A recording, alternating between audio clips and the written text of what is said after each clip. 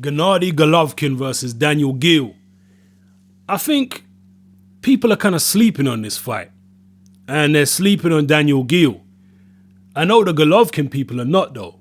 The Golovkin people are openly admitting and saying that this is probably the best opponent we've faced so far, at least on paper. But I think boxing fans are kind of sleeping on this one. Geale brings skills and abilities to the table and experience that Golovkin has not come across so far as a professional. Geale's got quick hands. He's actually quite a short guy. He's got quick hands, quick feet. He throws a lot of punches. He uses a lot of different angles. He's a very awkward guy to fight, Daniel Geale.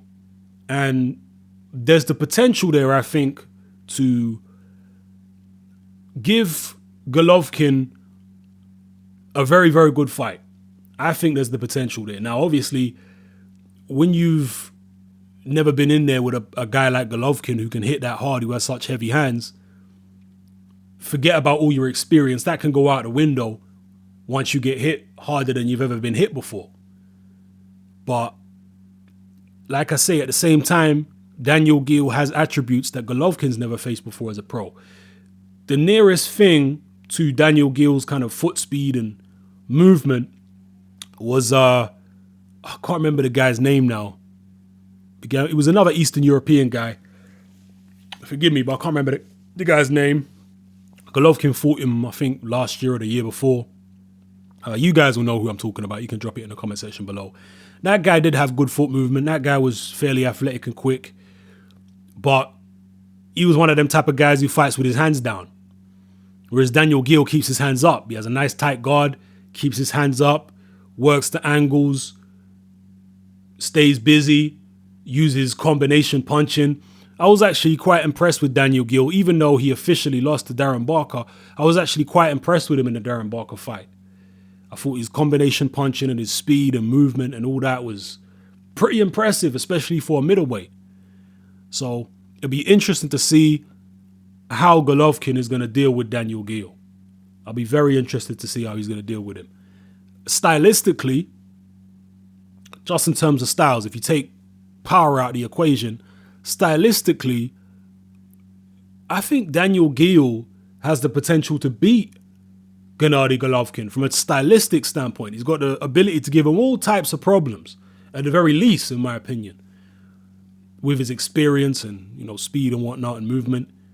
But the power could be the equalizer. That could be the deciding factor. Because like I say, once you get hit harder than you've ever been hit before in your life, your game plan can just go out the window.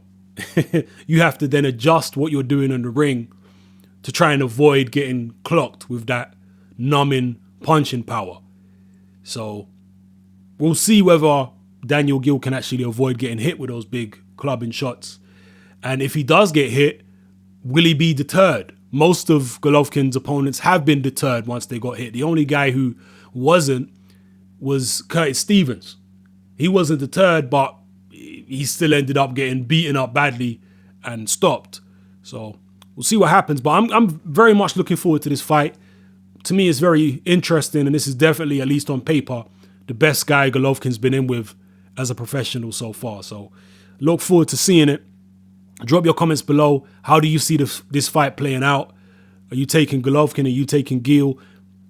I mean, I can see why Golovkin's the favorite. I would also make him the favorite in the fight. But if the odds are good enough, I'd be very tempted to put some money down on Daniel Geale to spring the upset. I'd be very tempted because, trust me, Geale is one of them fighters. He's underrated. I'm not saying he's an amazing fighter or anything like that, but I think he's underrated. His ability to give people problems and his movement and speed and all that, combination punching and work rate, I think he's a bit underrated by the general boxing public. But that's just my opinion. Drop your comments below. Let me know how you feel. This is Hatman. I'm out.